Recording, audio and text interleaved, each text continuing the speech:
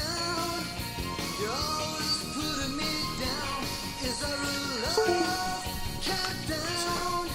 You're always messing around on the town, on the town. We must decide what to do before our love is through. Stop denying yourself things that's good for you. Looks like we are through. To me it's nothing new. I've got a feeling for your love. See my point of view.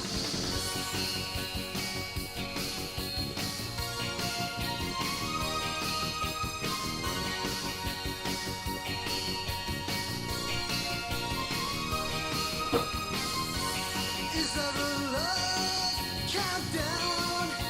You're always putting me down. Is there a love countdown? Living fast, spinning round.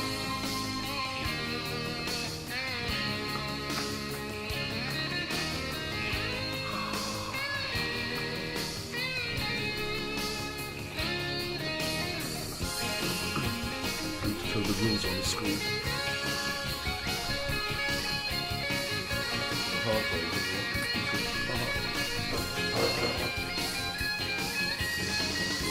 Sex is part of love, they say.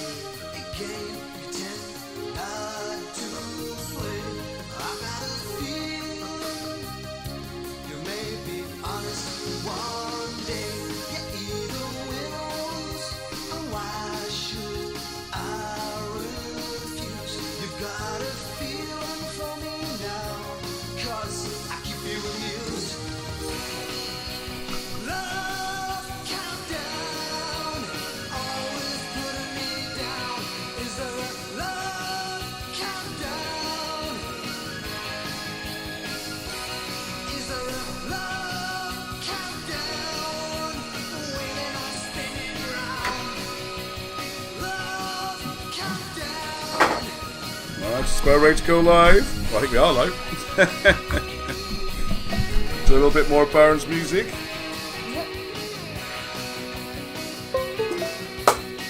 I'll have to unload as I go. Good job, I think.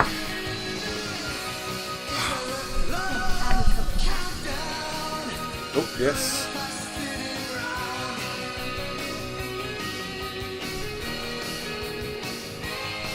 Can't start early. I'll say hello to everyone anyway. We'll go live at 1:15. I didn't snooze. And I over snoozed. So a few minutes late, but at least I'm wide awake this week. That'll make a nice change, won't it? So we'll have... This is, I'll tell you what, this is Baron's favourite. We'll just put this on to get things going.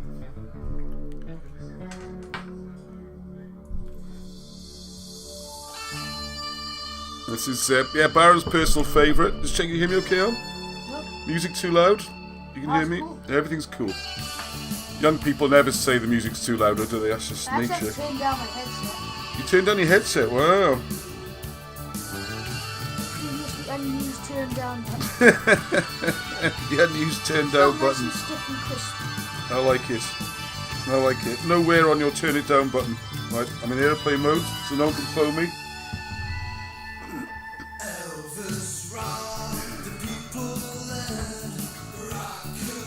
I don't know what I look like. I'm just a shave anyway. Not too bad. Oh, I can't sit you like this. Come on, here we go. Where are we? Come on, camera. It's really supposed to come to life, isn't it? Great. I know, it's just... I don't know, it's black for some reason. Deactivate after it's probably frozen. Kahula. Yay! Hello, everyone. Hello from Arnie as well. He's riding side saddle with me today. Pillion. So yes, I do apologise for being late. 3 seconds. Excellent. That's not bad at all. Oh, loads of people saying hello. Hang on, let me just jump on. I can see the comments. Give everyone a chance to log in. Wow, there's like pages of them. Fantastic. Yeah, sorry a bit late. I had a snooze and over snoozed. So I'm full of beans anyway. I'm fully refreshed. Oh, a cup of tea. Hello. Can you say hello, Leon? Hello. Hello. Like it's just off the picture. Come on, squeeze it. Come on, say hello. We've all been playing rugby today and all got their rugby kit on. It's a bit more than 3 seconds, the lag. Oh, you're over there. Look, there we are. Excellent. Okay. Say hello to a few people. Yay, Lego's there. Robert Pierce. Okay, Meg. Hello, Poe. Yeah, evening. I thought you just said Arnie on that song then. It's like Arnie. Arnie's here, of course. Gavin, Alan, Les, Yep, I'm here. Tudor. Oh, this is great, man. We got a full house tonight. Evening, Hugh. Hello, Hugh. I'm practicing my Welsh at the moment. Peter Kemp. Hello, Patricia, all the way from Canada. Johnny Nigma. That was as dark as being stuck up Arthur's butt. Haha.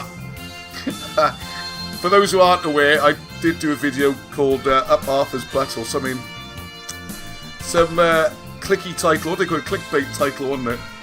We got so much stuff tonight. Anyway, let's turn the music down, I think. Ooh, yeah. Let's say, it's Baron's favourite anyway. You always say, play that one, play that one, play that one. I'd put it about 6 of that album. What would you put out the 10 tracks on the album? Huh? You know the album well? No, he's not ranking that one at all. Actually, might be one of the best ones. Yeah. That's it. I don't know. Anyway, there we go. Enough of that. Thank you very much, everybody, for your patience. Wow, we got some exciting stuff. Hope you saw this week. We had a couple of videos up. One long overdue. Hope Sian's watching. And can she send me the name of her friend? I think it was Jeff, but I want to put it on the video.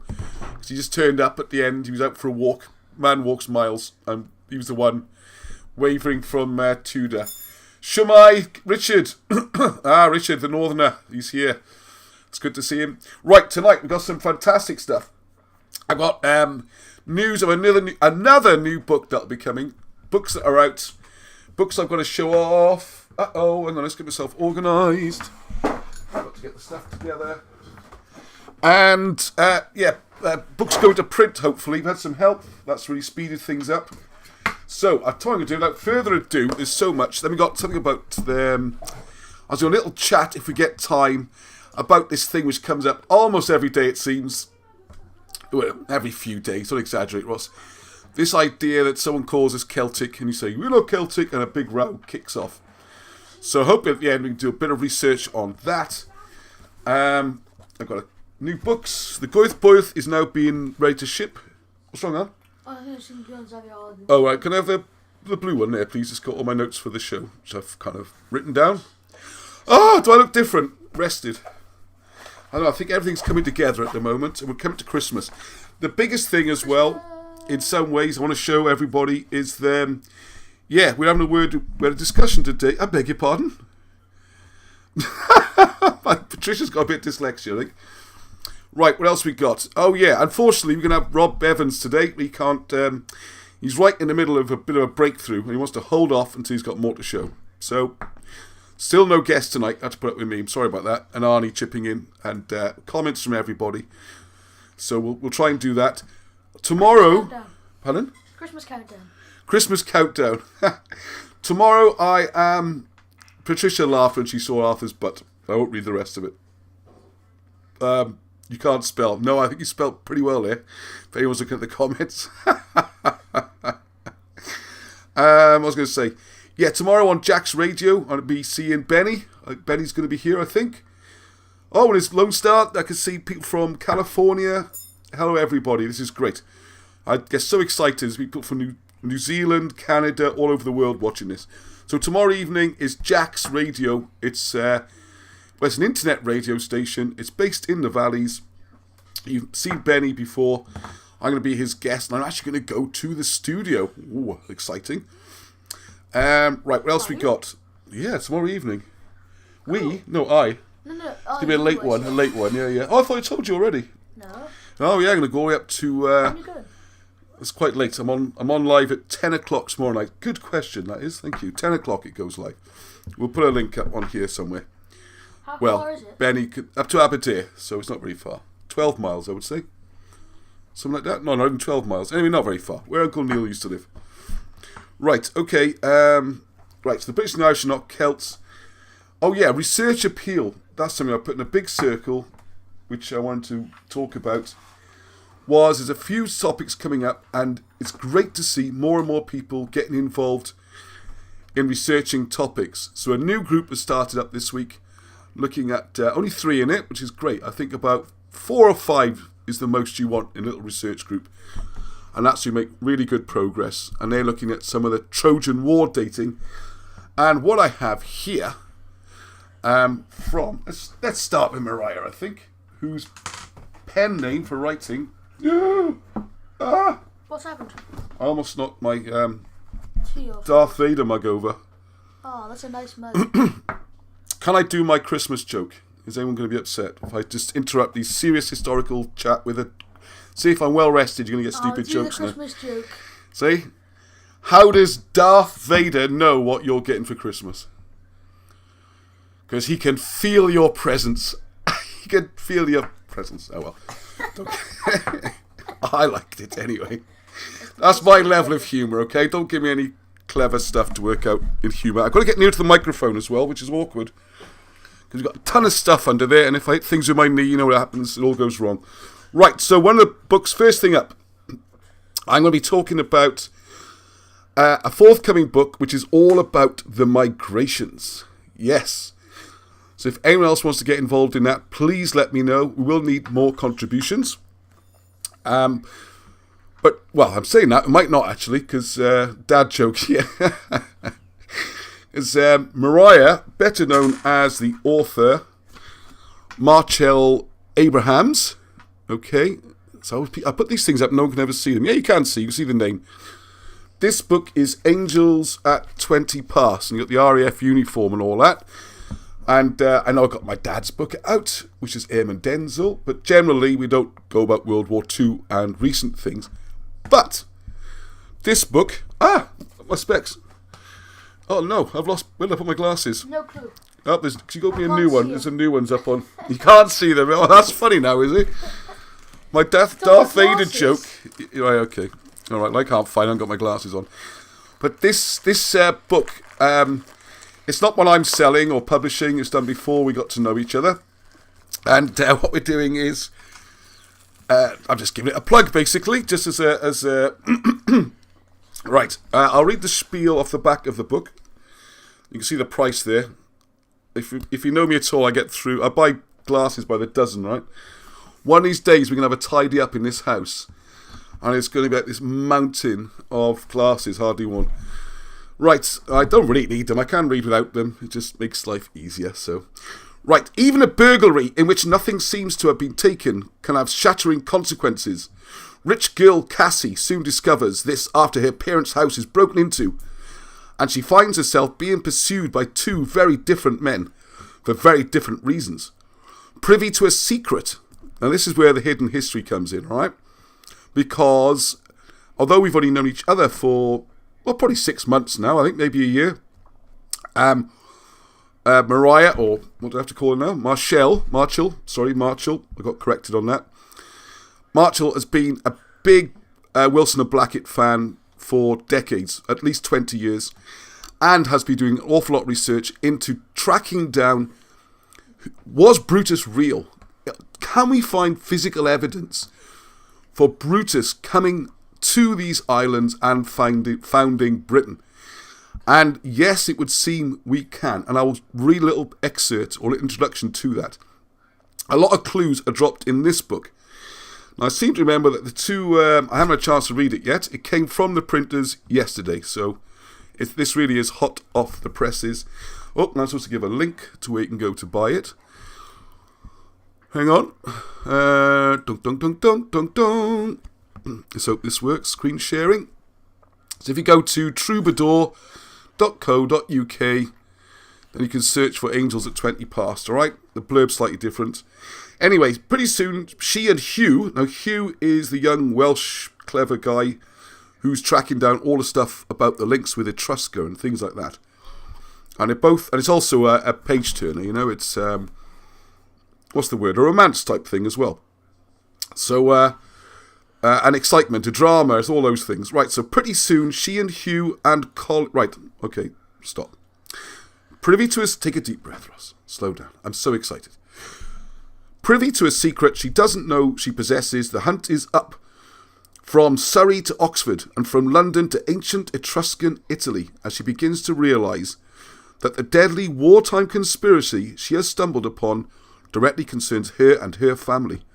Pretty soon, she and Hugh and Colin are themselves being hunted by the governments of two extremely powerful countries who will stop at nothing, including murder, to get Cassie's secret into their own hands. But although the three manage to evade capture over and over again, the net is closing in. The secrets of war-torn Berlin reach their long shadows down to the present day, and nothing will ever be quite the same again. So, dunno. So, look at that. Look for Angels at 20 Past, Troubadour Publishing, alright? And I've had a quick look, and Angie's read quite a bit. I said half the first chapter. It's nice writing, and I can comment because I have been sent the most amazing research that... hang on. Marshall. I'm going Marshall for that one. A bit less confusing. The most amazing research that Marshall's done on tracking down Brutus. And her expertise is in words, in etymology, searching through words, and reading the ancient documents, very much in the Wilson and Blackett style. She was in touch and speaking to Alan Wilson probably a decade ago, and it all ties in very closely, and he gives it his full approval, because it's just the kind of stuff that people want to do. There's some saying about people doing their own researches. It's become a cliche when you say that, isn't it? Do your own research. In this instance, it's a case of... okay, let's put it another way. Sometimes I get quite a few messages and emails. Well, this camera's very close, by the way, isn't it? Sorry if I'm filling the screen. A lot of emails and that saying, hey, Ross, you should really look into this, or why don't you chase up that, or why don't you do something about this, or here's an opportunity for you. Please, try and do these things, okay? We all need to get involved, alright?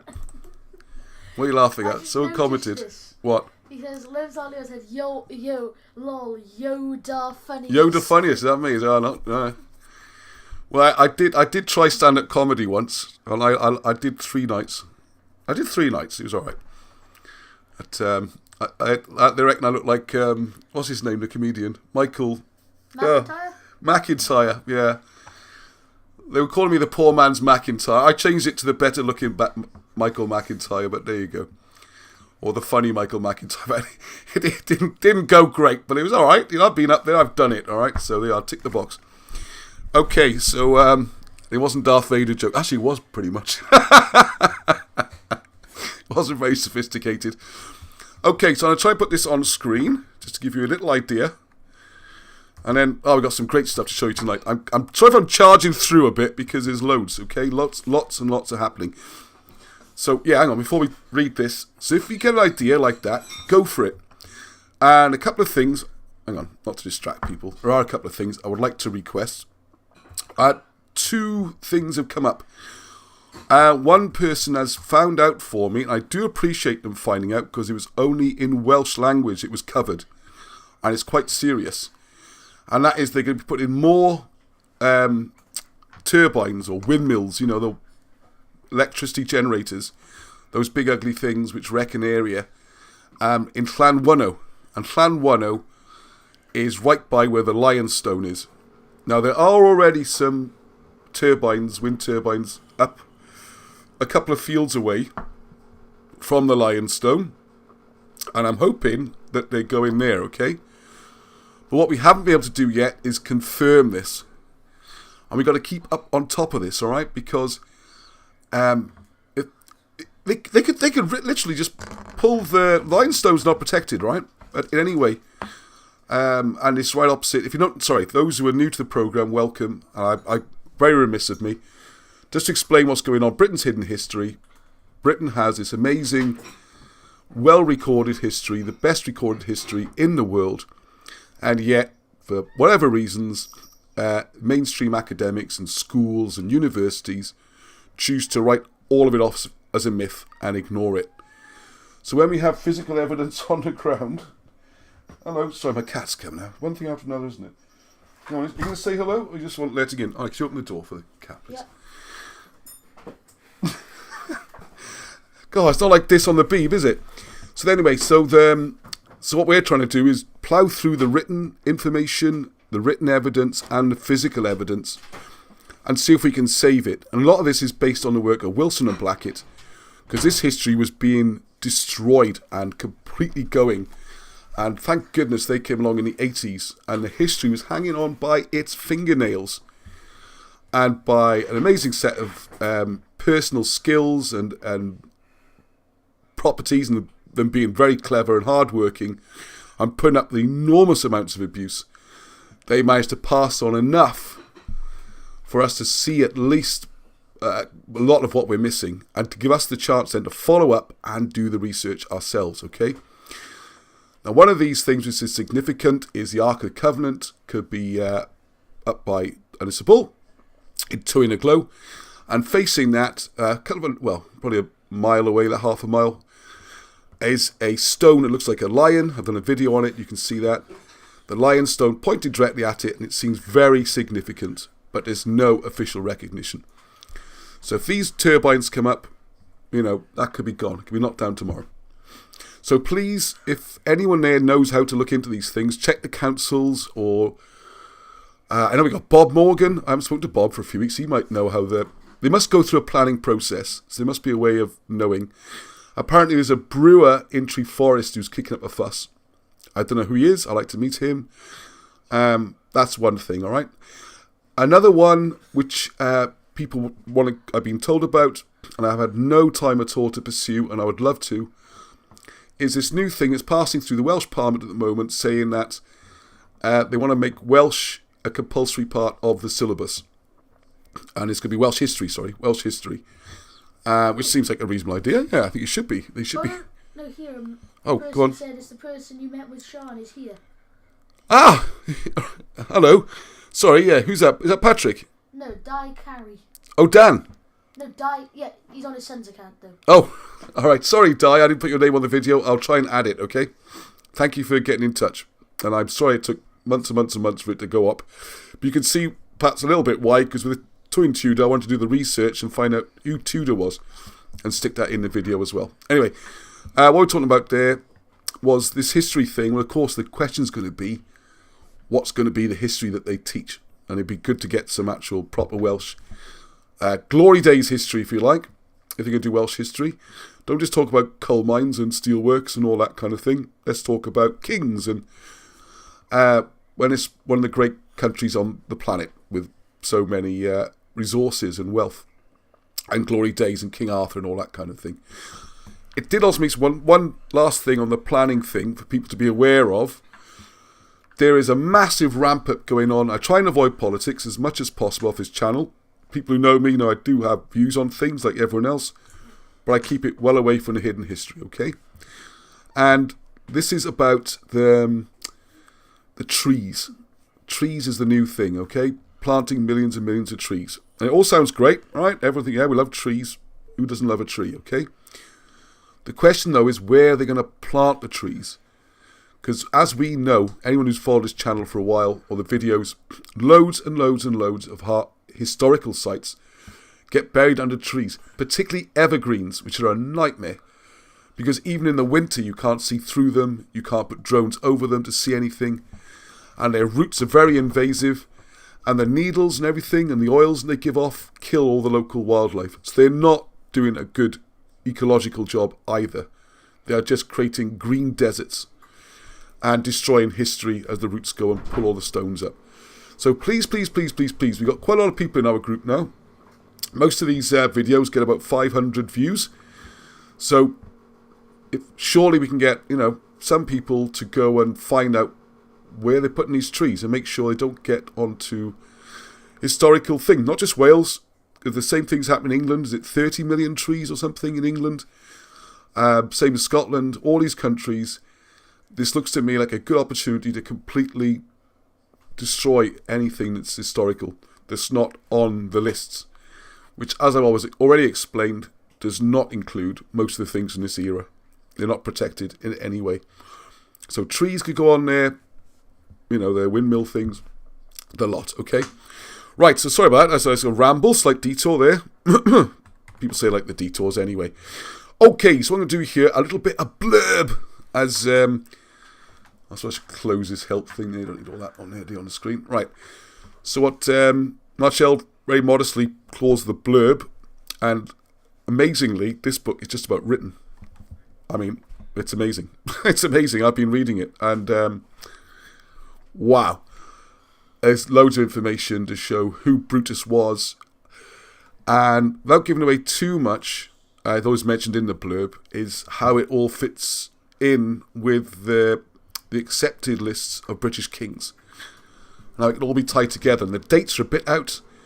Anyway, let's read some of this, right? So you've got the Great Migrations, right? Again, for new people, if you're not aware from this, what underpins this whole project, if you like, is the idea that the British, in Wales, the Cymry, there's also other people as well, the Sumer, and you've got the Irish migrations with the Erse, parts of England, like I say, Old Scythians, which is the Old Syrians, which is Surrey, all these different migrations, okay? So it's not just a pro-Welsh thing.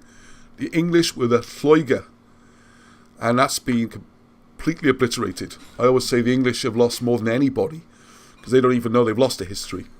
So all these migrations, the first one said to be around about, 1567 is the date that Marshall has narrowed it down to the moment. So around about 1600, say, right? Maybe people started arriving just before or just after.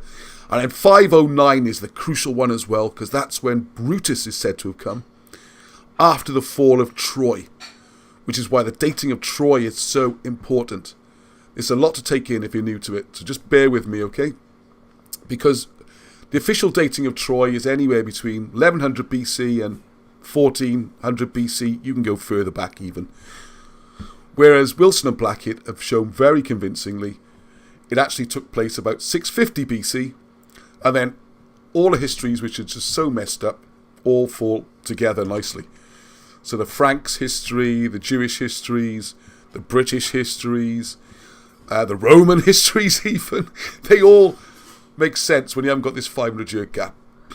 So these are very important. And also, this would be that as part of this migration would be when the lost tribes, there's a connection with the Bible, and we're back to what I was talking about earlier, with the Lion of Judah stone and the Ark of the Covenant and all these things being in Wales. So this, as you can already get an idea, if you're new to this, is massive, which is why we need as many people as possible. Right, so what we got here, myth, legend, pseudo-history. The insults persist, yet the stories won't go away. If you mention anyone about Brutus, that's the kind of reaction you get normally. Why? Why won't the stories go away? Because they are fundamentally true. Deep within the ancient histories of Britain, and buried under centuries of telling and retelling, lie the two foundation stones of our islands. Liwimitatsu, Princess of Sumer, who came to be known as Albine, and Brutus, Roman consul and lineal descendant of Lear, Shakespeare's King Lear. People used to know this history, this is the point. Back in Shakespeare's day, they knew British history. It's only the last 100 years it's been destroyed. Their stories lie 1,000 years apart and were already hopelessly tangled in the 1100s when a Welsh monk called Sifra or Ffrynwy sat down by the light of a tallow candle to translate into Latin an old Welsh manuscript at the behest of Walter, Archdeacon of Oxford. The academics state that Sifra, or Geoffrey of Monmouth as he's known, he's also a relative of Arthur, but this name is attached, wasn't Welsh, and in the next breath concede that he translated a Welsh manuscript. Which way round do you want to have it? They state that his commission by the Archdeacon was a lie, and then in the next breath admit that he would not have dared lie for fear of his position. This regrettable lack of a rational and scholarly approach has bedevilled British history at least since Holland's Head in the late 16th century. Worse, while Brutus has borne the brunt of overexposure and ridicule, Albine has been forgotten altogether, until Alan Wilson and Baron Blackett, with others, began seriously to investigate these foundation stories. That has remained the attitude of academia. In the light of some startling new evidence, irrefutably linking Britain and Sumer, Sumeria, that kind of area, this book seeks to build on and expand their magnificent work. And I tell you what, having read through this, it will knock your socks off. So this is, I don't know, January, February or something, this is to layout and pictures and that kind of thing. So another project comes along. There's so much happening. We're reaching a sort of critical mass where people are doing lots of things. Because one of the things that, back to me again. Actually, I should give you the keyboard, all the buttons on, isn't it? So we should work on that. There's another thing I want to bring up is that a special thank you to Mark Austin, who stepped in because I was drowning a bit with trying to get the Britain's Hidden Christianity book out, which I know is most demanded book at the moment. Just by the number of messages I get. When's that Christianity book coming out? When's that Christianity book coming out? And for those who aren't aware of it, this book traces the background to Jesus, who his family was, his heritage or his lineage, who his direct family were, whether or not he had children, whether he was married, all these things come out.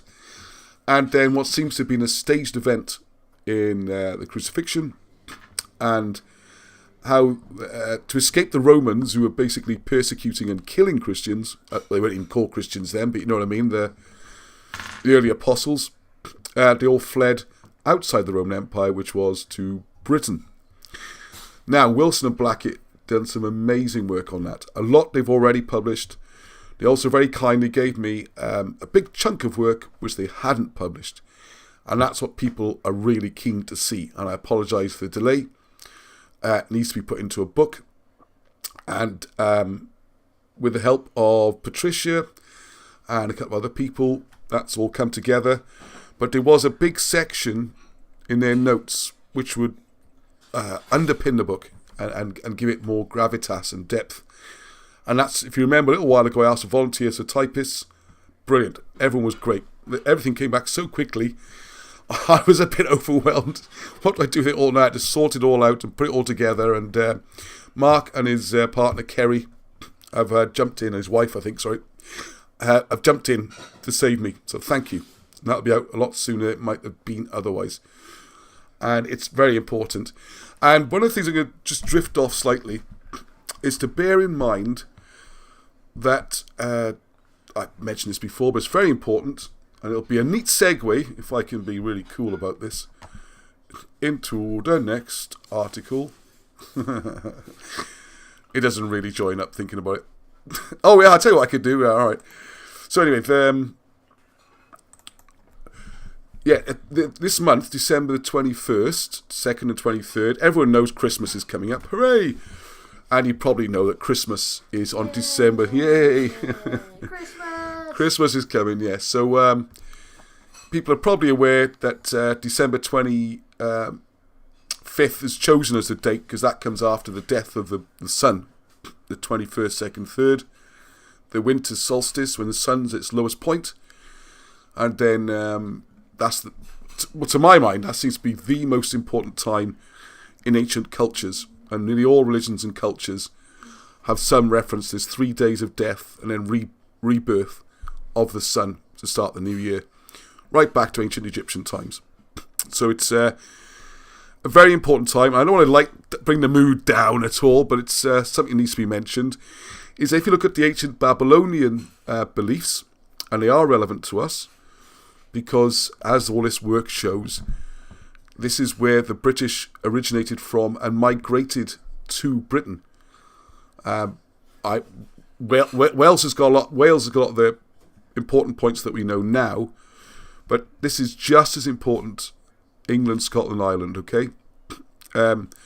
Particularly England, I think you'll find when we start doing the Brutus migration.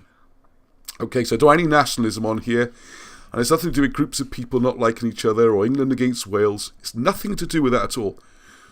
There is some sort of elite which is controlling the information and hidden this from us for nefarious reasons. Okay? But anyway, December 21st in the old Babylonians, when the sun goes down, this would be the time when the souls of the people who had died that year would rise up and go to, they wouldn't really call it heaven, but it is like a heaven, really. It'd be up in the stars. Day, you have to wait a whole year. Yeah, that could happen, yeah. That could really... What do you do for the year? Yeah, see, you love it when children ask questions like that. This is how my whole journey, by the way, got into all this hidden history started, when Clever Clogs here asked me a story when he was about a question. I'll talk about that one day, when he was about 4 years old, 5 years old. And I didn't know. And I went to find out, and then that just opened a whole can of worms, Pandora's box, whatever you want to call it, a rabbit hole. And, you know, it's like, once you've taken that, is it the red pill or the blue pill? Once you've seen, you can't unsee. And that's my life now, dedicated to this kind of thing. All right? Yeah, we'll talk about that sometime.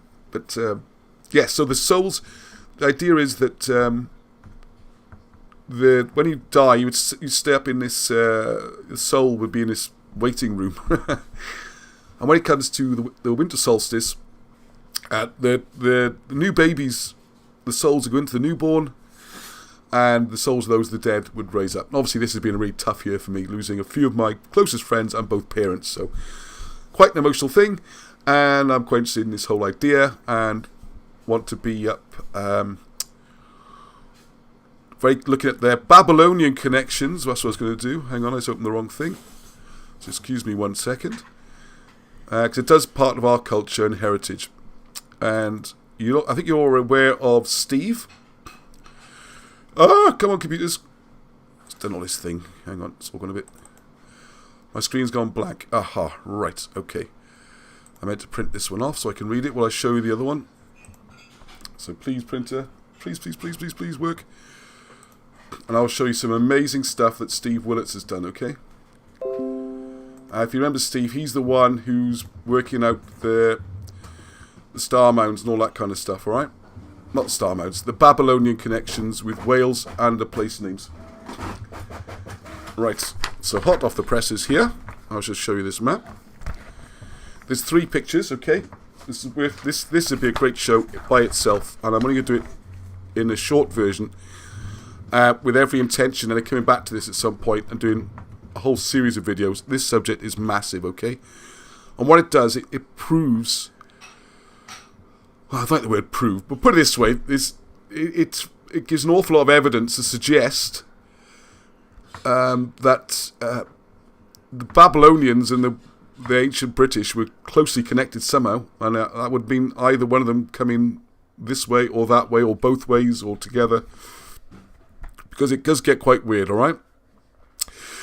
So, right, please see below attached, maybe of interest. So thanks, Steve, for sharing this. I know some people like to do this with research. It doesn't work like that. We want to get this out there, okay? Right, the map shown covers the stars and constellations of the circumpolar region. Ah, right, I'm going to... So what, grab your attention with this one first. Oh, hang on a second. Oh, go on, you can see me opening this, why not? 3... Oh, it's the middle one. I've got 1, 3, and what I really want is 2. Hang on. Hey, look at this. Isn't that amazing? So, what Steve's been doing, and he's just an exceptional man, and is just showing this to us, everything, sharing it is fantastic, is looking at a, I know not everyone's like so interested in the ancient stuff, but when you see it drawn out like this, it starts to really blow your mind and freak you out a bit. Can I zoom in a bit on this one? Yes, I can. Excellent. Right. So here you see... can I move around as well? Ah, awesome. Right, so I've gone through some of these in the past. I'm not going to spend long on this. We'll do separate videos. I know not everyone's cup of tea, but it really is worth seeing. Because what you'll find, like this year is the god Super... And Abatusug, when you look at the way that word's formed, seems to refer to him. And you've got Troideru, refers to this one. And as you go around, all these, what we think of as Welsh names and Welsh places, Abertillery, places you might know. My favourite, the one that really stands out, is Caerphilly. Whereas Caerphilly, we think, oh, it's the place of this bloke Philly. There's no bloke Philly. Okay, that's right. Castle or place. Yeah, yeah, Actually, very that good. might mean fort, I think. Or place of, I In think. Welsh lesson, apparently it means fort. Oh, it's a fort in Welsh now, is it? Fort of Philly. Who's Philly? Yeah, he's there in Welsh. There is no Philly, you see. This is the thing. I bet it didn't teach you in your lesson, Arnie, that Philly is like the old ancient Babylonian word for a stag, and Caerphilly just happens to be on the Babylonian map where the stag goes. Now that would be impressed. They taught you that. Clanbradach, the old man. Abertrydio, the crook. All right, so I've got a couple of new ones here. So what he's done, it's not exactly to scale or anything. Still working on it. The position of the constellations are approximate only. They are in the area of. The size of the constellations are also approximate. I think, considering that the ancients were having to make these things out of mounds and stuff, and dig places and find suitable points, you wouldn't expect to be too precise. Right, let's go to the sitting dog and the she-goat. Look at that. Horse, swine. And if you get a chance to look into all this, Gavin White's book is a really good introduction. Hang on, sitting dog and the she-goat. Come on, everyone. Arnie, have a look on here. There's a dog and a goat. She-goat. Wait. She-goat. Ah, thank you. Well done. So there's the she-goat. There's a wolf. And there's the wolf. There's the sitting dog. Right, here we go. You did tell me about these. And there's a good story. Right, so the she-goat, or Gulla, is the goddess of health and medicine and also midwifery. That's having babies. The she-goat was also known as a sorceress, and her sacred animal was the dog. The temple of Gula was guarded by dogs, which are free to roam the temple complex. Associated with the she-goat is the star of the sorceress. This is probably the bright star of Vega, and maybe close by. Listen, this is coming in now, right? The Welsh word for sorcery, or witchcraft, or magic remedy is swyn. S-W-Y-N. The Welsh word for a sorcerer is swyngyfaredd. And right here, where it should be, you've got a place called Soifrydd, which is the same root. So could the name of Soifrydd, or Sofrydd, as it's on some maps, be a contraction and corruption of the word swyngyfaredd? So if you take the middle ang out of the word, you get this, swarev. Phonetically the same. Now, if it was only that, you'd say, well, that's a bit of a stretch, you know, as Steve says. But when you start to see it matching with all of them, then it starts to become less of a stretch, yeah? So I'm not read all this, like I said, because, I mean, this will be a separate thing. But I'll do the sitting dog as well. The sitting dog, just like the she-goat, was associated with healing. The two constellations are associated together where the sitting god guards the temple. As we said, the dogs roam around, keeping the temple safe. On the map can be seen the following names. And you've got Cwmerdog is here. Now what he has done, on the other map you can see the Ordnance Survey, you can see all these places he mentions, alright? Can I jump between them? No. Alright, well you can go back and pause it, or take my word for it, or wait till I do the next video. Right, so you've got Cwmerdog, Nant Merdog, and Derry Merdog. Also Kevin Arail, Ysgybor Arail, and Graig Arail. Now, so the point of this is Mer, M-E-R, can mean the centre or marrow or heart of something, and Ddog is dog, and there's a place here called Merdog. That's on the other map, blast. So Merdog can therefore mean the heart of the dog. It's amazing, isn't it? Why And the word somewhere, the heart of a dog. because Or is it right in the middle of the sitting dog? good question. Yeah, it is right by the sitting dog. I'm glad you asked that, Arnie, because I didn't make this clear. If you're new to this, the whole point, they had this concept called as above, so below. Alright, so you were trying to make, it's a difficult concept. The stars, we're not predicting the future. It's kind of a constancy. You've got the stars in the centre, constant, and then things go on through cycles. And you need to reproduce this on the Earth, because what happens above happens below. So you make it this way with the star mounds and that. And one of the things I jumped too quickly now. Ooh, okay, so that was of interest. Have we got any comments here? Look on. Oh, hello, Monica. Sorry, You're busy with your book cover. Oh, that sounds exciting. I got to make an event page on Facebook for the radio show in Ross tomorrow night, Mr. Benny. Yeah, I hope Benny. Yeah, I haven't seen his name come up. One thing about Jupiter Go on. Saturn on the 21st. Ah, thank you. Yes, thank you, Patricia. It's not happened since 1226. That's what I almost forgot. It's very rare. Yeah, thank you. This is the most important thing I was going to say. I know stars aren't everyone's cup of tea, and you want to hear more about King Arthur and stuff like that. Please, it does all tie in, okay? And it's very important. So bear with me on this one. What you have is the epochs you might have heard of. This year is such an enormous time on the epoch scale. So, as you might remember that, I think it's Andrew Lloyd Webber. No, it wasn't Andrew Lloyd Webber. Anyway, Age of Aquarius. What was the musical? This is the dawning of the Age of Aquarius. All that stuff, right? That was the dawning of Aquarius. Aquarius starts now, well, December. So these changes of epoch only happen every 2,000 years or so, about 2,200 years roughly. So we are ending the period of Pisces, which is the fish, as Christians do. I used to have a little fish on the back of my car, and that was the old symbol. That represents Pisces, because that we were in Pisces. That was the ascendant sign. And now we're going to move into Aquarius. I'm not going to get to... Does that mean water? It does mean to do with water, yes, but what people aqua means water. That's right, yeah. Aquarius is the water bearer. You're quite right. I'm not going to start prophesizing and all that kind of thing, but if you look back at the last change of epoch, that's when Jesus was born, because that's when we moved from Aries, the lamb, the Lamb of God, in that part of the Bible, and then that's taken over all those sacrifices of killing lambs in the Bible, the Old Testament. Then it starts to go over to Jesus the fish, and obviously that was a massive event. The saying is epoch-making event. Well, it was an epoch-making event. Now before that it gets interesting, because if you go before Aries, you've got Taurus, which is the bull.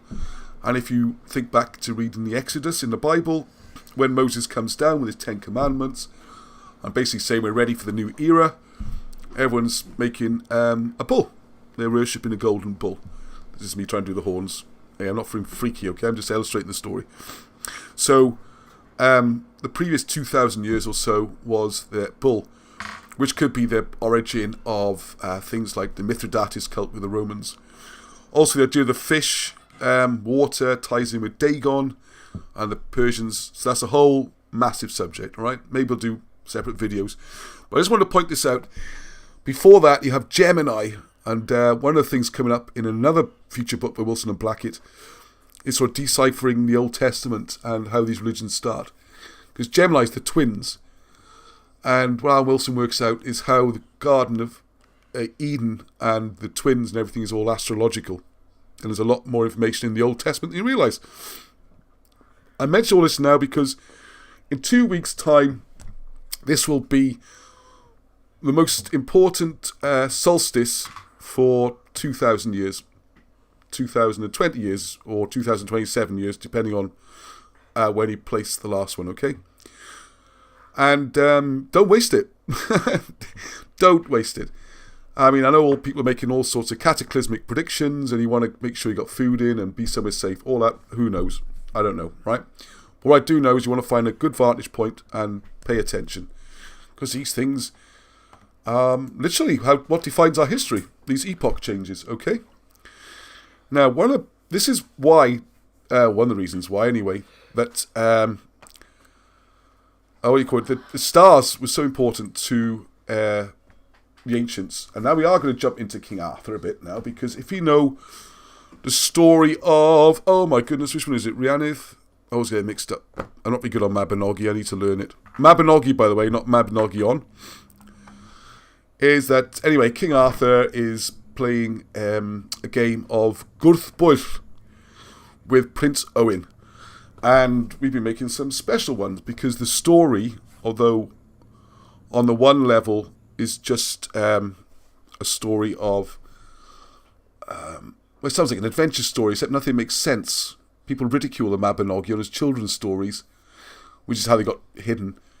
Because weird things happen, and there's always knights coming back and forth, and what's going on? Well, again, it's astrological.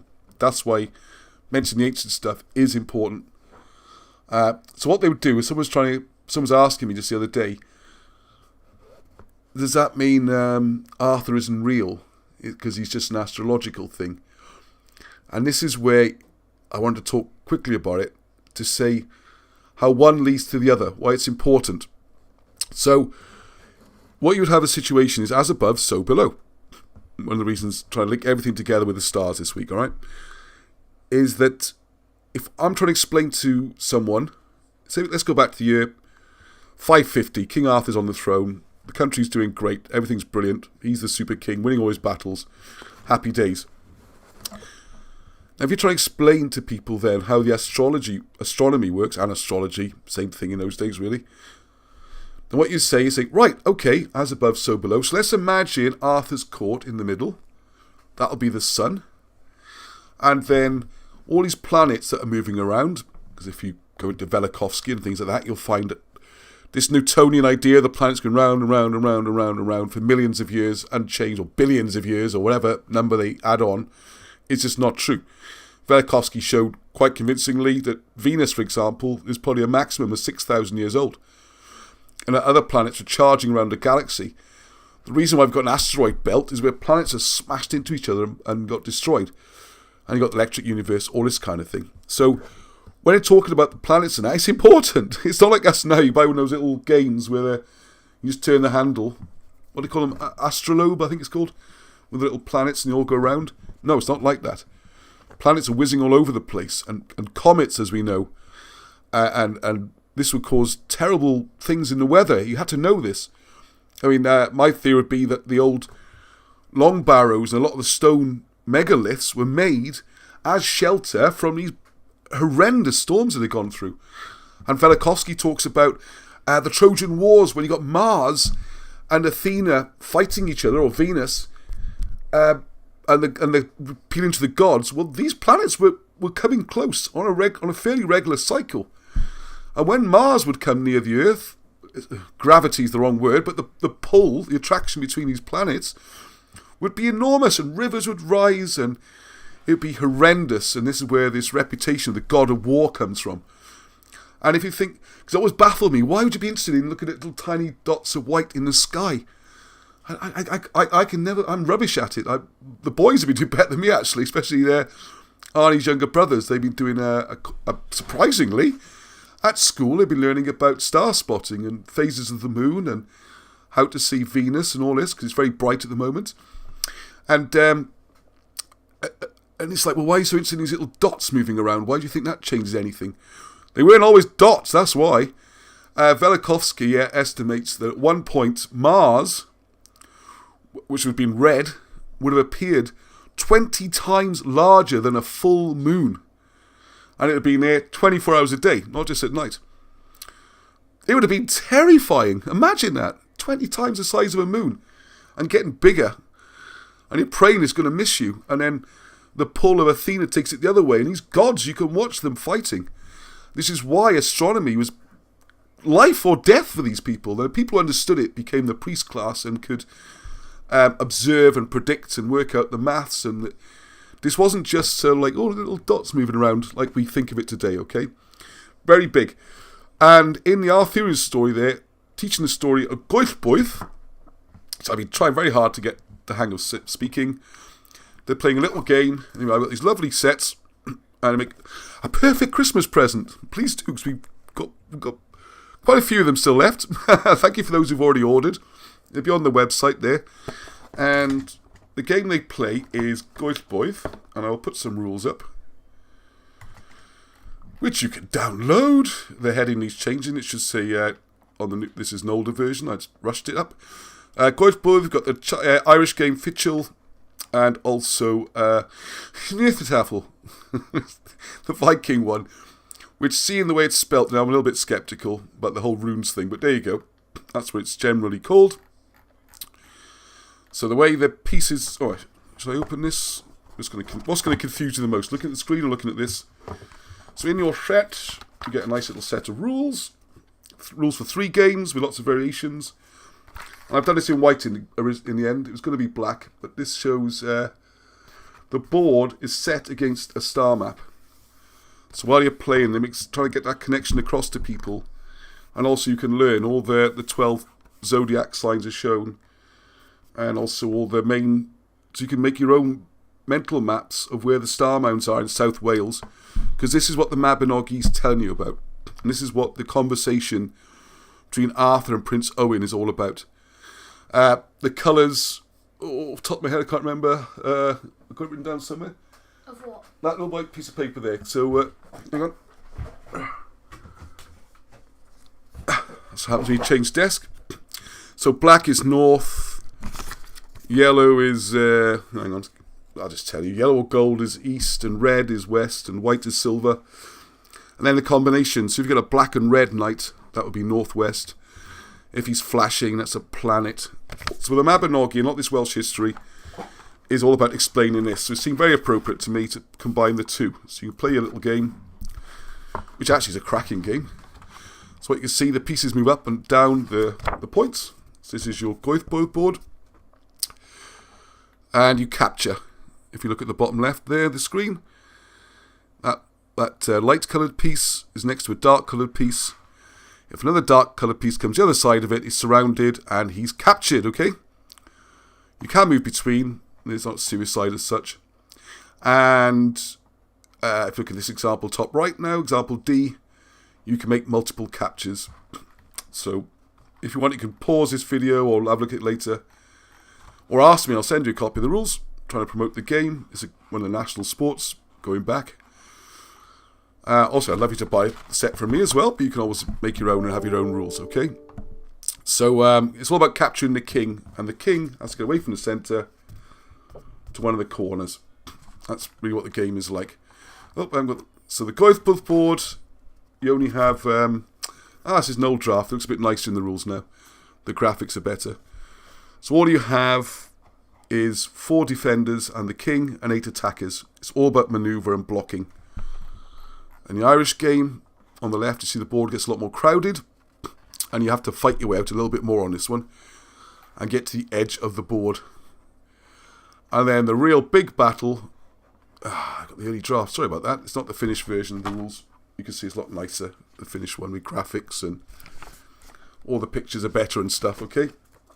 A professional finish. This is the one Rob Shaw, thank you very much, gave me a set of this. The Viking version. So I think they call it Tafelburg or something, which doesn't make a lot of sense. And you see the armies get quite large, and there's a bit of... on his Tavel board game. Tavel board game, yeah, Tafelburg. It's got Welsh on it as well. It's up there somewhere. Anyway, it doesn't matter what's on that one. This is quite a bit of fighting, and at some point, you're going to try and burst out with your king and get to a corner. So it's quite an exciting game. There's variations. Oh, they're not on there. Alright, okay. The variations are on here. You can play with dice and 2 other things and all that kind of stuff. So don't underestimate star things, especially this year. And I bet you people haven't got this. If you're looking for that last minute surprise present, you've got also Marshall's book I mentioned there. And I've also got, mentioned last week, Cardiae Karen. You see Karen's book? Because I wanted to show it. It's called Dangerous Men. I had it ready. Right, have a rummage around there, on. Have a good search. Dangerous Men. It should be there. Because Karen wrote a book some time ago called Dangerous Men, which does feature Alan Wilson, David Icke, people like that. And it's a very good book, and I thought I'd give it a mention. Alright, I'll give it a mention next week. Okay, if you're looking for last minute ideas. Okay. Right, there's a couple other things to go. Can you check the comments around? There's a lot coming on here. Yeah. I'm going to be skint again. We're all skint, Darren. We're all skint. Give me the comments. 5 sets for Rob Shaw. There we go. Almost sold out already. Thank you, Rob. Yeah, of course, Rob's book as well. Just in case you missed last week. Oh no, I've sent Rob the only proof copy. I've got nothing to hold up. The book, thank you for the pre-orders. It's going really well. The first printer might sell out, which should be great. So get your orders in. Again, that's the book, Architecture of Power, which is, you see it on the website for sale. The books are due back from the printers, well, Monday or Tuesday, but with printers, it could be Wednesday, and then we'll send them straight out, same day. So you should get your books by the end of the week. And if you want to order them as, again, great Christmas presents, all about the Great Fire, the Plague, how the 17th century philosophy, how London was designed, it's an awesome book. Alan Wilson will we love that one as well. Right, okay. Oh yeah, something I want to mention. It came up yesterday. Sorry, there's loads of comments. Because I was like, I should be looking as well, shouldn't I? Right, okay. Anyway, oh yeah, sorry, Patricia. Yes, I'm glad I saw Patricia's name there. What is also amazing about this year's winter solstice is that, let's get it right, Jupiter and, I'm going to say Venus, and it's going to be wrong. Can you scroll back up, because Patricia said which planets it is. Oh, it was Saturn. Saturn and Jupiter, there we go. This, the planets are going to be so close together that they'll almost seem as a single star. And now this is really rare. I think it's like 20,000 years it happens, something like that. Saturn and Jupiter, yeah. Thank you, Arnie. By the way, you've got the headset. Oh, yeah, I've got the headset. Are you still shouting? It's okay. So in rugby mode. I think he got his ears bashed up this morning. Eh? Exactly. Exactly. So you've got a change of epoch. And if you look at when Jesus was born, which is probably about 6 or 7 BC, because Herod was dead about then, so it couldn't have been 0. Kepler, you might have heard of, an astronomer and mathematician, he worked out there was a conjunction of stars on that date, which had also formed a cross. So the whole birth of Jesus marks this time, a very similar thing to this, when stars are coming together. It was the end of an epoch, entering at Pisces, and a lot was going on. So, think what you like with the world at the moment. If you think the world's all normal at the moment and nothing much is going on, then just start tucking into your turkey and getting ready for Christmas Day. Otherwise, you might want to be looking up, all right? Right, some a brighter note. You saw us go to Miskin Manor a couple of weeks ago, and an example of hidden history is St. Cowdrav. St. Cowdrav and the 3 wise men of Wales, or Britain, advisor to King Arthur, and very important. And you can see his old building, the monastery, was the place Tim and I visited. If you look at Miskin, Arthur's hunting lodge, I think the video's called. I mentioned it again because yesterday, December the 5th, was St. Cowdrav's Day. He does have his own day. He was very important. And the other things, which I kind of run out of time for now a bit. Thank you again to Mark, Austin and Kerry. The research. Oh, yeah. I was going to do a little bit of a rant, wasn't I, about the... Have we got time? Yeah, why not? What else we got on there? Can't wait for this winter. So, yes, you're looking forward to it, you, Craig? Total eclipse, meteor showers, lots going on this month. Yeah, we might even see Aurora Borealis. It could all happen. What? Aurora Borealis, the northern lights, when the sky lights up. Harry says he's worried by every aspect of what's going down. Cosmic Del Boy. Cosmic. Yeah, I think he's giving us the words of wisdom on it.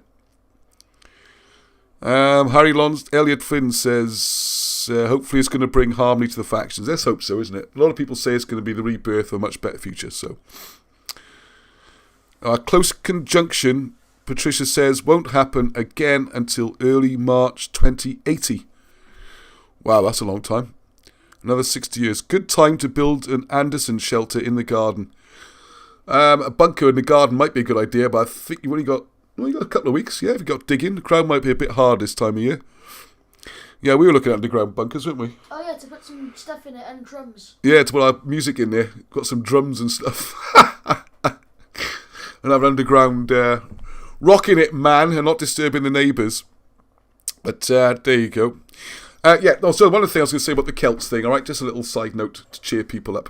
And what I thought I'd do is, I'm not going to bluff it. Who's going to bluff it? I haven't got things ready for it. I don't have the stuff ready for it. I was going to say, let's do an online live research together. It looks like we're going to, and this is going to be completely cold now, all right? So I'm just going to, let's go to Wikipedia, okay? Next time someone, because you've got to use these mainstream sources as well in a bit. I will put it on screen, don't worry. Okay, all we're going to look up now is Celts, alright? Celts. Celts, here we go. Kensal, Transylvania. Oh, that sounds exciting. Alright, so we look at Celts, a collection of Indo-European people in parts of Europe and Anatolia. Well, that's interesting. identified by their cultural similarities. Right, here we go. The Celt is right. Hang on, this has changed. The exact geographic spread of the ancient Celts is disputed.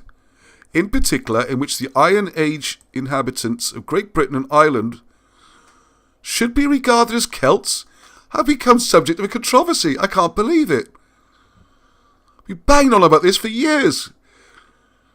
According to one theory, the common root of the Celtic languages, the Proto-Celtic language, arose in the late Bronze Age. Just out of nowhere, they just started speaking. I think we should speak a different language. Let's invent one. I'm fed up of grunting at each other. The late Bronze Age Umfield culture, Central Europe. Alright, so they're saying, Central Europe, okay. Another. See, this idea of Halstaff cultures and stuff, absolute nonsense. All it is, you find a pot in a place called Halstaff, and the first time you find it, you found a certain plot. If that pot turns up somewhere else, it shows they're the same people with the same civilization. So what if I sell you a pot of, I don't know, olive oil or something? I send it to you. Are you going to return the pot? Are you going to get your deposit back on it? Or is my pot going to turn up in your town? Or you might nick one, or you might just make one similar. So it's very flawed theory.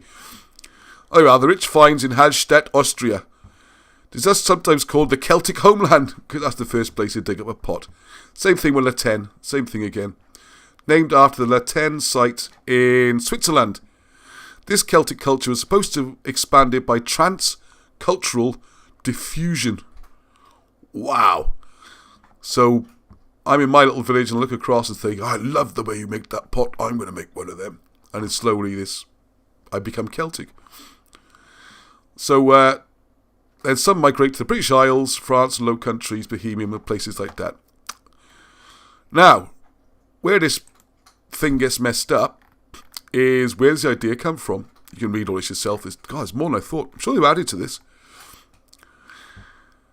Where does the idea come from, right? That the British people and the Irish people, Scots, Welsh, Irish, you could argue English as well, are Celts, okay? Or the non-Anglo-Saxons are Celts. And they find them all over the place. Yeah. God, it's more than I thought. Gender and sexual norms, ancient Celtic women. Wow, Celtic art, weapons and warfare. There's tons about the Celts. But what might surprise you is, what surprises the people in this group, is that actually there's no reference at all to the British ever being Celtic before 1700. And if we look at my old friend, Edward... He of the strange surname, Edward Lloyd. Is that right? I gave him a double L. So if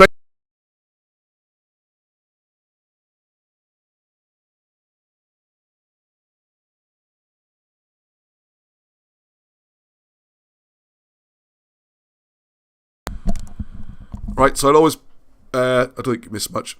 I would always suggest putting up the links to Edward Lloyd because it explains here where the idea of the Celtic thing comes from, alright? So originally, around about 1709, he died in 1709, so it's before then, okay? This is what it's all about here, the pioneering linguist. Alright, so in the late 17th century, so I don't know, 1680, something like that, he sought to preserve and further the Cornish language. That's good stuff. So he went there and he travelled to Cornwall and studied it. Early modern Cornish was the subject of a paper published by Lloyd in 1702. And it has about the grammar and all the technical things, alright? But what happens then, as you go through... Alright, let's go through it all. He then, assisted by Welsh scholar Moses Williams, he produces Archaeologica Britannica, an account of the languages, histories and the customs of Great Britain, from travels through Wales. And there's a lot of interesting stuff in there, okay? Don't throw the baby out with the bathwater. This has an important linguistic description of Cornish. So if you're from Cornwall, this is what you want to look at to find more about how your language used to be, because Cornish has been battered. And I've got a horrible feeling that the version which is being resurrected and saved and promoted is not like the old Cornish used to be, alright? Because they almost died out completely. So that's an opportunity there. Shove something else in, alright? Now, this is where it gets interesting. Lloyd noted the similarity between the two linguistic families, this horrible word, I hate this word, Brythonic or P-Celtic. It's just British or Cymraeg. There's no need for Brythonic, whatever that means. And Gwyddbwyll or Q-Celtic. There it is, Irish, Manx and Scottish Gaelic. That's what they are, right? They're not Gwyddbwyll. Is that the right way of saying it? He argued that the Brythonic languages originated in France and the Gwyddbwyll languages in the Iberian Peninsula. Therefore, the languages were Celtic origin. The people who spoke them were Celts. From the 18th century, the people of Brittany, Cornwall, Ireland, Isle of Man, Scotland and Wales were known increasingly as Celt. Say that again. From the 18th century. From the 18th century. Even on Wikipedia, right? The people of Britain, Cornwall, basically all of the supposed Celts, and they became the modern Celtic nations. It's an invention. A complete invention. If you go to ancient times, oh, that's what I should have done, is looked up on there. It won't be too much longer on this, but it does come up a lot, and I just want to clear it again. Do you mean Celtic? No, I mean the Celtii. Alright, we'll try this one. There is a page about this. Right, the Celts in Transylvania. Okay, let's have a look. What do they call in Transylvania? I know, this area perhaps? It's a bit confusing. I thought Transylvania was more Romania way down there. What a confusing map. It's lost me a bit. Anyway, because the Celtii are actually down here in southern France, northern Italy. Maybe they're over there as well. Whether or not is in Britain, as shown here as well. There is a thing... Yeah, there's a better one just talking about the Celts rather than Celts in Transylvania. Anyway, go and look that up as well. If you will get challenged on this, and people will say, there's loads of ancient stuff, right? Because Julius Caesar talks about Celts and stuff. He does.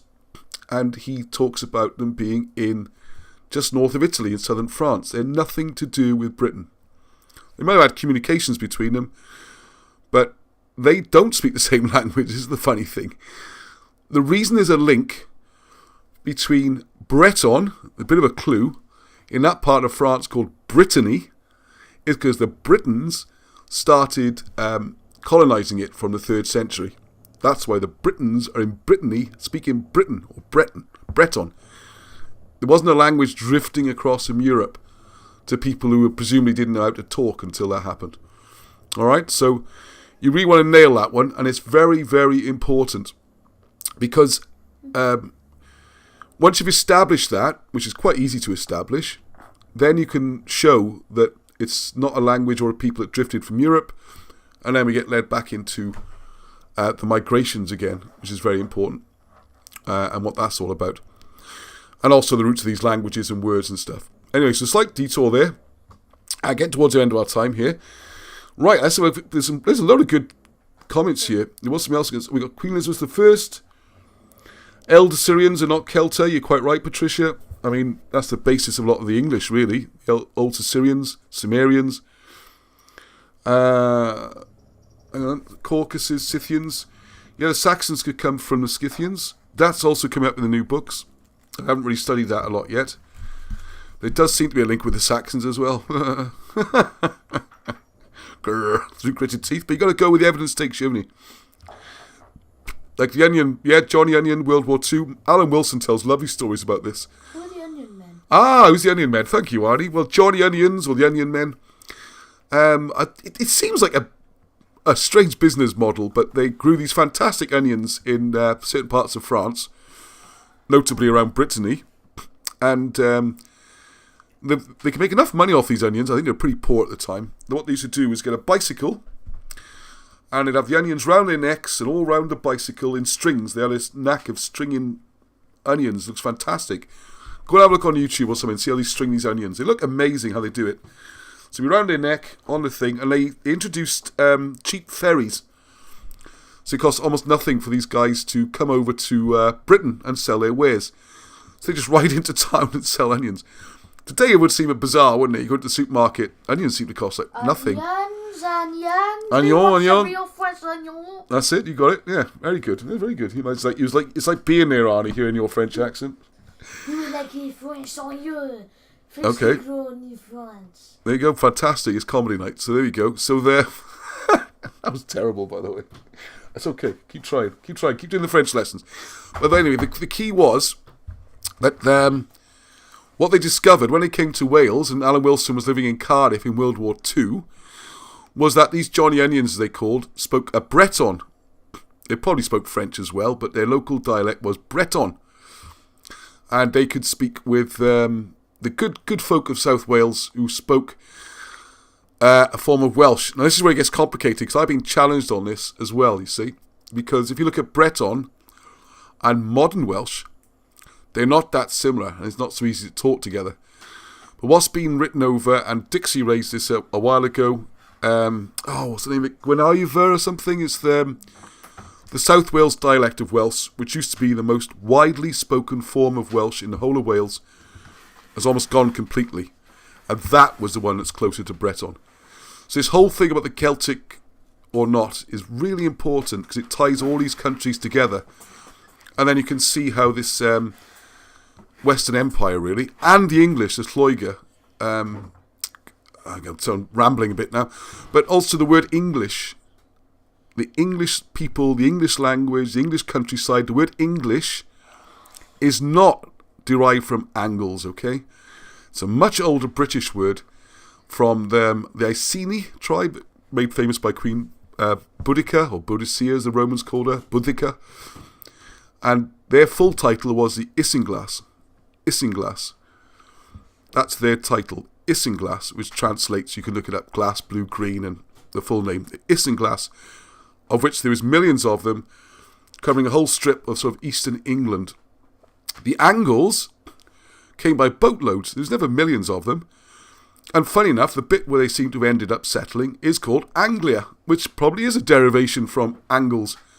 They come from Angleland, and they become Anglia. That's what happens to the Anglians. They did not suddenly morph into becoming called English. There's more Saxons for a start, so why isn't it Saxonish, or Pictish, or not Pictish, sorry, that's a bad example, Jutish, all these other versions. Again, it's a complete false veneer has been put over the real history to hide it. Right, okay, so there's a lot there covered tonight, but the Celtic thing, please, the controversy on Facebook, or whatever it was, Wikipedia, isn't the controversy I was hoping it was going to be. I really want to start... Oh, Anne, I can't see the comments. What are you doing? I was rebooting it. It's not telling me. Oh. Uh-oh, just lost all the comments there. So what I'm really... is when we go to that page on Wikipedia in a year's time or something, we want to... yes, there is a controversy because the British aren't Celtic, alright? Never have been, never were. It's okay, what's to say about things there? Right, Jack Avice, a leading demographer, has predicted that Indigenous British people are set to be a minority by 2066. As enthusiasts of British heritage, that's some concern to anyone here, perhaps. Yep, I thought it probably is. Elliot Flynn, I remember the Onion Man in Cardiff as a kid.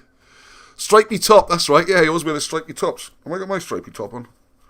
I got one, looks a bit like... No, I haven't today, but there I go, stripy top. The traditional French cartoon, you know, with a beret, moustache, stripy top, load of onions. Like a lot of these characterizations, they got a historical basis. Okay, coming to the end, Sue. Yeah. All I know is they're building an awful lot of houses in Wales. I don't know who the people are supposed to live in them all. I still a Johnny Onion in Brecon every so often in recent years. Johnny Enigma still sees one. Oh, here we are. Shawnee Winuns was a regular visitor to Swansea Vise in the 50s. So I'm going backwards to the... David Mosley. Thank you. Hey, David. Guten Abend in Deutschland. Karen.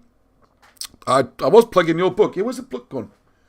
And your calendar is up there. Can you see the calendar on the camera? Oh, it's just... Hang on. Up a bit. Anyway, there it is. Calendar 2021. Not the calendar. No, I've messed up everything. No, Karen's book. Anyway, we'll plug it next week. Good to see you online. Good for David. Yeah, Herodotus mentions some Celtica, general area of Western Europe. Oh, yeah, the other reason I was going to mention it as well is because it comes into Druidism where there are, these ideas you always get that Druids were like, used to terrible things like cut people's heads off and see which way the body would fall, and for prophecies and dreadful events and all that. Well, I'm not trying to disparage the people of southern France, but when they're talking there about Druids and Celts, that's what they're talking about. They're not talking about Britain. Britain was a very sophisticated, civilized society that had migrated from the Near East, Trojans, all that kind of stuff. So, please. So, okay. I'll try and get too much into the current politics and stuff. I just want to get the history out there, okay? Alan Wilson used to call the British Celts. Yeah, he did find out later. Yeah, good spot there. If you look at some of Alan Wilson's early books, particularly Walking and that, he's... Yeah, there we are. This would be a good one to finish on. His policy at the beginning, I think he was aware we were Celts, but he didn't start off in a combative situation. He's a very innocent person if you meet Alan. He's very kind of open and almost naive. I would say he is naive, over-trusting, very open, wants to be your friend. He's not the angry fighter you kind of used to seeing later on. So he went out and he thought, if he wrote books like Walking and made them approachable and as incontroversial, non-controversial as possible, it might get people into the idea, and then you can sort of drip feed more in later. And he had a shock. The two of them had a real shock. They thought this was going to be massive. They got interviewed on the BBC. If you remember back, well, you might have seen the clip. It's a very short clip, maybe 10 minutes. It was on the midday news. It was supposed to be on the evening news, and they're getting ready, and this is going to be it. And it was knocked off by a picture of Sarah Ferguson getting into a helicopter, apparently. And it was never seen again. So, someone somewhere, something clicked and said, whoa, this stuff isn't going to happen.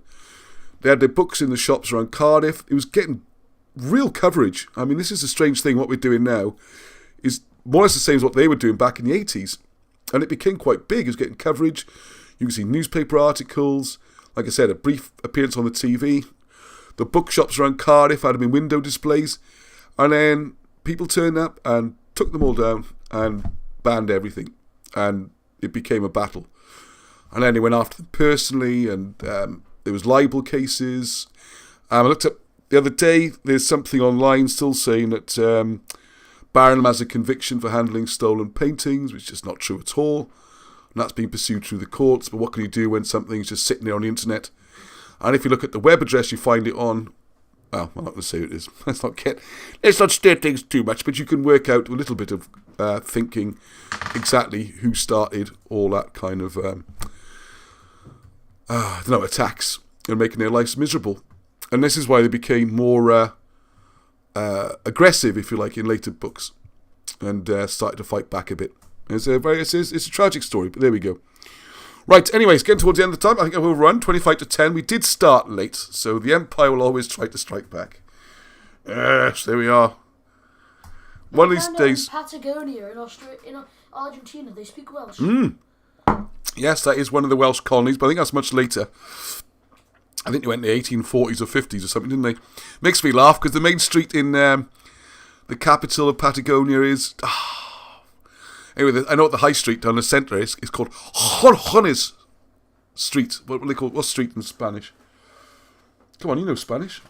I don't speak fluently Spanish. You haven't done it for a while, have you? You've forgotten your Spanish. No, I do Spanish anyway, at school. It's Jorjones Street. And Jorjones, if you see it written down, is John Jones. Which makes me laugh. John Jones has become Jorjones over the years. Anyway, there we go. Right, okay, let's keep the politics out of it. Yeah, I appreciate your concerns, Harry, but we try desperately hard to avoid any things like that or giving anybody an excuse to throw accusations at the group and everything gets shut down because we're some sort of nutters or something or racists or whatever like that. It is just about exploring the history and putting it out there, and that's it. If anyone wants to do political things, that's nothing to do with me or the group or anything. This is a history group, okay? So, I know it's tempting to get into that, but we're not going there, alright? Okay. What else we got? Patricia, from Glamorgan. Yeah, I don't know about DNA. I don't really go with DNA so much, but that's another conversation. Right, okay, I think we're coming towards the end. So, thank you very much. I hope you find it an interesting evening. I've still got loads more to show, but that'll have to be next time. So please get your orders in for Gwyddbwyll. And there's a few other books. Rob's Architecture of Power coming back from the printers next couple of days. So if you want to get that £5 discount for advance booking, you have about, well, maybe a day left, maybe 2 days, if you're lucky. Well, if we're lucky and the books come in, then what we're going to play it out with, let's try Entity. That's the instrumental one, I think, isn't it? Good. Right, that one. Can you just put the headphones on to make sure it's not so loud you can't hear everyone? Yep. Not going to deafen everybody. Because I can't hear it from you. Oh, hang on. I better put some sound on. It's fine. Leave it. It's fine. Yep, it's okay. Yep. Right, thank you very much. I will sleep more often. It's good fun, this. Flying through. But I do need to prepare beforehand. Goodbye. Oh, he's going to bed. Good boy. Yeah, it's getting late on. School tomorrow. I know you'll have to get to bed early. It's getting a gun. Ah. Right, thank you, everybody. I was going to say, we had next week planned already as well. There's so much going on. Yeah, I think I'll do a special maybe on... well, I'm open to suggestions, really. Yeah, lovely to see you as well, Patricia. Thank you for the comments. Diolch, no star pob. If people would like to make some suggestions for next week, areas to go through, because there's always new stuff coming through. What didn't I mention? I know there's another book coming out which I didn't mention. Oh, the Odyssey. Got to talk about that again as well. That's all done. I was going to do something about hieroglyphs, because that's coming out episode... in the next few weeks, we could have 4 or 5 books all go out at the same time. So we do need you to buy some, alright? Because all the money is going into the printing. And we're continuing out of profit. Out of pocket. Oh, hello. Hello. I've been invaded. Uh-oh. Make sure you keep yourself covered up. I'll definitely be thrown off the internet. Is it story time, is it? Yeah. Yeah, like I haven't been doing stories for the last hour. Am I going to do stories now, have I? Yeah, okay. So I do King Arthur? No. No, King Arthur. What could he do, eh? You know... Go on, what are we going to do? Oh, it's just Mummy's phone. So Mummy's phone, it's cut off your face, kind of. Cut my face off? Oh, great. It's just like this. That's like the line. Yeah, only for him. Oh, on the phone. You can't see me on the phone. Alright, well, I got these two here. They're desperate to go to bed, aren't you, boys? Yeah. School tomorrow. Story. Yeah. Can't wait to go to bed. You want a story? Sorry. Give me some rubbish random story. That was Wimpy Kid. Oh, Wimpy Kid. Oh, terrible. Alright, anyway, everyone. Say no star. No star, star. pop. See you all. Watch this now. I got this. The boys reckon this looks really cool. I'm going to try. Hang on, I got to time it.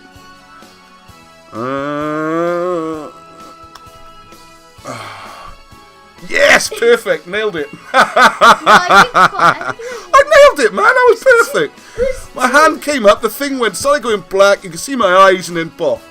No, I think you should have done a bit later. It's slower. No, like the thing shake. You should have hit this bit faster. I think I should have rehearsed it. I thought it was just right, man. It was great. It's a bit too early. Anyway, goodbye, everybody. I'll take the microphone out now. I'll leave the comments on a little bit longer, and I'll play one more record, and I got to go and read Blinking. That won't be good. Diary of a Wimpy Kid. I mean, it's good. It's a funny book. It's not exactly high literature, though, is it? Not exactly Welsh history. We're going back to Arthur Walking then, okay? Which I'm reading to Arnie. So it's a long... Story time is a long evening. Especially after an hour on of doing this first. I am never talked out. And on the nights I'm not doing this, I'm singing in the local... well, I'm a soloist now, aren't I? With a band. It's cool. Anyway, enough of me rambling. I'm sure everyone wants to go to bed and do other things. No star, Paul. No star. Bye. Bye. British Christianity. Thank you, Rob. Yeah, that book is coming out. Hang on, there's a few comments. Hello, Lego. The DNA Western Cymric Britain has been shown to be identical to Egypt. Oh, I didn't know that. That's interesting. Well, there's also been a linguistic connection. Of course, we've got the Cymroglyphics, haven't we? Diary of a Young Merlin would be much better. Oh, Johnny, please put the link up to that. I think you know your Young Merlin stories, any boys? No. You know about the 2 dragons and the foundations and all that? Yeah. Yeah, they all know their Welsh history, don't you worry, they know their stories. You can tell what happened to the 2 dragons, you remember? Yeah, basically it's just... Come near the microphone, I know the one that we did in school, they say the 2 dragons were fighting, the white dragon versus the red dragon. That's it. And they sometimes trapped, I think they got a cow and some meat, and and cooked it so it'd be all smell nice, and put it on a hole and put a sheet over it so the dragons would go for the meat as bait and then fall into the hole and then they patched it back up. What? Yeah. Is that what they're telling you these days? Well, yeah, they tell us tons of different things. Oh, man. No, there was a king called Vortigern who's I told you that story. That's not what they said. No, I told you the story before, though. He's making that up. Oh, he's making that up. You're making yours up. I think you're confusing it with the other story of London. That was the founding of London. Go on. Over to Zav. Zavi's on the go now. I forgot the name of the king, but... Vortigern, probably, but that's not his real name anyway. To him. We'll go on. Quite thin. So, there's the two... the king wants to build a dragon on this place, and it kept on collapsing. Kept on collapsing. Castle Yeah, you got it. Go on, yeah. on the land. Go on, yeah. And then it kept on collapsing, and then all the... some people told him that he had to kill this person. Yes, a boy, that's right. That he had to kill this boy called Merlin, and then he'd be able to build there. So he killed Merlin, the boy. No, he didn't kill him. He wanted to kill him. Oh, did he? What did he do with him? Well, Merlin talked him out of it, didn't he? Right, then Merlin told him that there's like 2 dragons beneath it. Yep. And then he like dug down to them, didn't he? Yeah, that was with the dragons first, because the red dragon was fighting the white dragon, wasn't it? Yeah. And the red one represented Wales and the white one England. And then they did a Or battle. invaders. And they had a battle with the 2 And then the red dragons. one won, I think. Yeah, I think it's all doing kicking out Vortigern. Well done, very good. Anyway, there we go. Definitely going to go now. Alright, take care. Thanks, Rob. Thanks, everyone. Hey! Oh, right, you got Bratwurst in the freezer. Excellent. Looking forward to that, David. This story sounds like King Arthur versus the Wimpy Dragons. Very good. Right, I really am going to have to go now, so thank you very much. And North Star.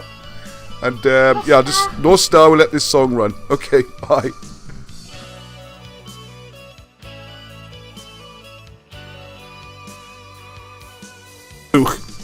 Oh, I didn't show the designs we've got for the head hook stuff.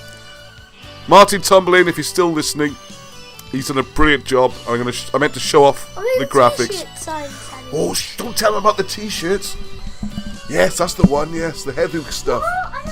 And the mugs and all sorts of things, maybe. Yeah. Oh, it's exciting. Just in time for Christmas was the idea. I'll have to do a separate video. Anyway, lots of cool stuff. We're going to bed now. Come on, bye. 10 o'clock.